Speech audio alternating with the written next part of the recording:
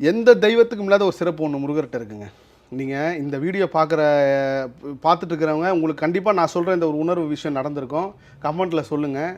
என்னென்னா, நீங்கள் முருகபக்தரா எக்ஸ்ட்ரீம் லெவலுக்கு போயிடுவீங்கல்ல, அப்போ போயிட்டு உங்கள் வாழ்க்கையில் ஒரு சின்ன பிரச்சனை வந்துச்சுன்னு வச்சுக்கங்களேன், ஒரு பஸ்ஸில் போயிட்டுருக்கீங்களோ, இல்லை ஒரு கார்லேயோ, இல்லை ஏதோ ஒரு காட்டுக்குள்ளேயே இருங்களேன், இல்லை ஒரு வீட்டில் இருக்கீங்களோ, இந்த மாதிரி இருக்குது முருகா என்ன பண்ணுறேன்னு தெரியலன்றப்போ, உங்களுக்கு ஏதாவது ஒரு இடத்துல ஒரு வண்டியிலையோ, வண்டி பின்னாடியோ, இல்லை மயிலோ, இல்லை ஒரு சேவலோ, இல்லை வேலோ, இல்லை யாம் இருக்க பயமேன்ற ஒரு வாசகமோ, இல்லை ஒரு முருகர் படமோ, ஏதாவது ஒரு ரூபத்தில் உங்களுக்கு அது தெரியும். அது என்ன சொல்ல, நான் இருக்கேன், நான் பார்த்துக்கிறேன் அப்படின்னு அந்த அந்த இந்த உணர்வு வந்து சொல்லும். இது முருக பக்தர்களுக்கு மட்டுமே உணரக்கூடிய விஷயம்.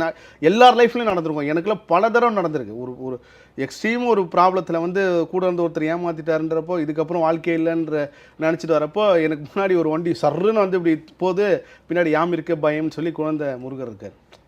இது முருக பக்தர்கள் மட்டும்தான் நடக்கும்.